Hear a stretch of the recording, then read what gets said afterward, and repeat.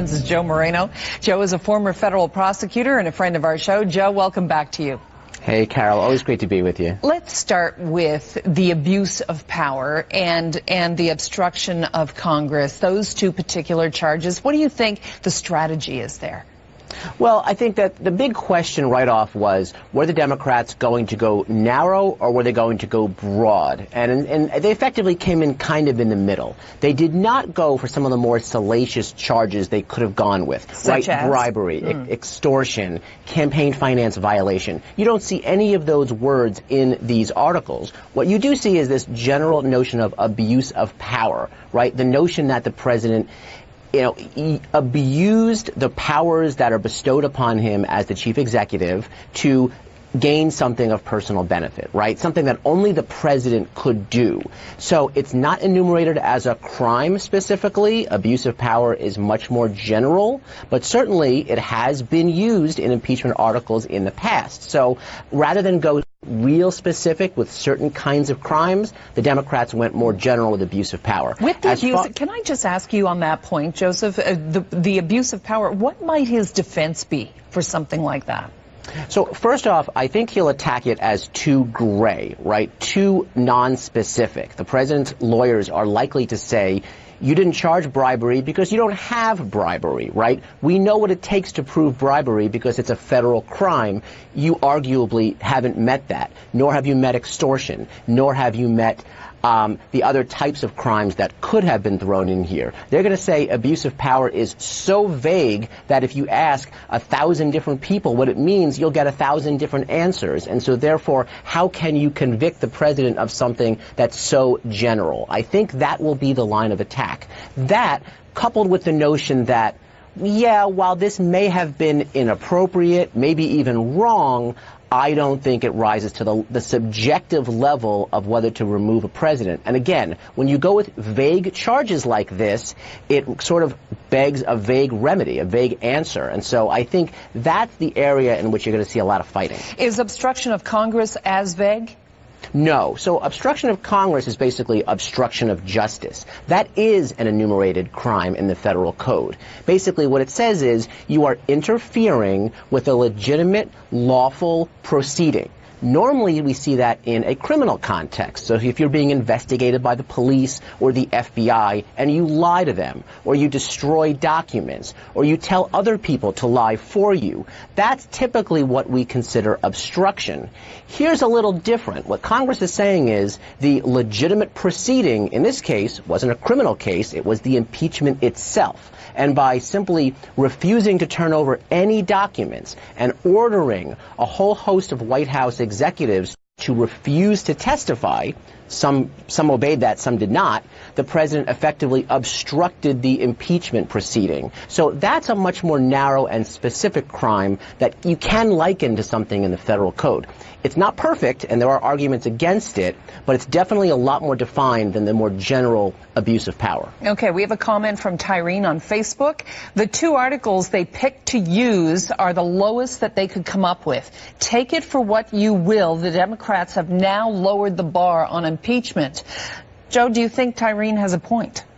Well, I take Tyrene's comment to kind of go along with the fact that, again, the Democrats didn't go with the more splashy crimes they could have alleged, and they went with something a little more general. I think it was a strategic decision. I think the Democrats, rather than go broad and charge a whole lot of things, which sometimes prosecutors do, they went narrow. They said, we're going to stick with the Ukraine issue. We're not going to go into Russia. We're not going to go into tax returns and things like that. We're going to keep it narrow to what we can prove. So I think some people might say, why did they ignore a whole host of other things that arguably the president did?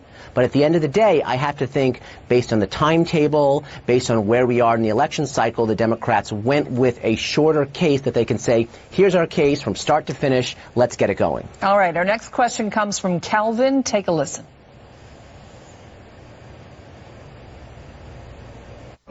I don't really know, what happens if he's impeached, because I heard he probably won't be kicked out of office. So I just wonder if it strips him of any power in any way, or what does it do?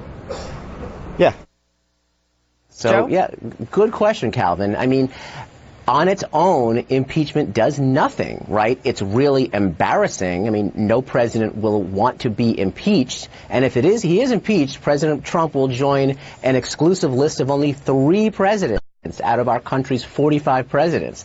That being said, though, impeachment alone, if he's not removed because either the Senate never takes up the trial or tries him and acquits him, it doesn't mean anything other than the fact that you've had an impeached president. He can still run again for re-election, and surely he will certainly try.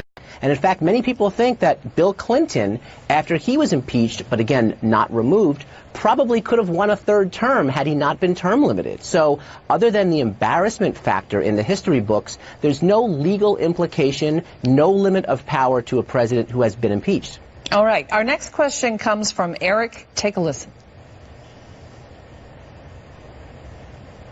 What are the realistic chances of the Senate actually taking these charges and proceeding and taking action with them? Or are they just going to fall flat and nothing's going to happen at this point? Okay, judging from what Mitch McConnell had to say today, that there will likely be a Senate trial, I think it looks like there's going to be a Senate trial, Joe. Yeah, I think that's right, Carol.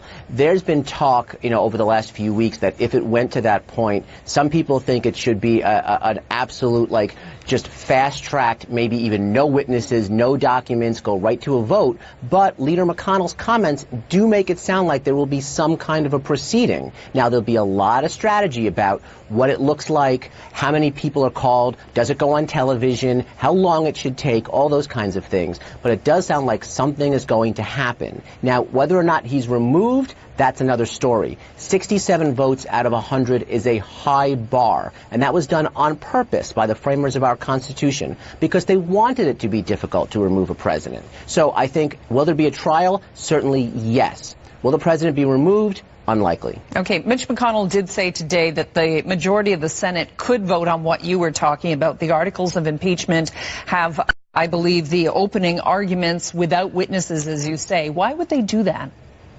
Look, they could say, we've seen these witnesses testify on television. We have their records of their closed-door depositions. So in some cases, these witnesses have already testified twice. We know what they're going to say. And if we don't think there's any value in hearing from them a 3rd time, maybe that's the end of it. Now, the president could say, wait a minute, I want the chance to cross-examine these witnesses, basically to poke holes in their testimony. And I think if that's the case, Senate Republicans will have to consider whether to grant that request. But at the end of the day, if they want to minimize this politically, they have all the power they need to basically say, we're going to go right to a vote, and there's not much anyone can say about it.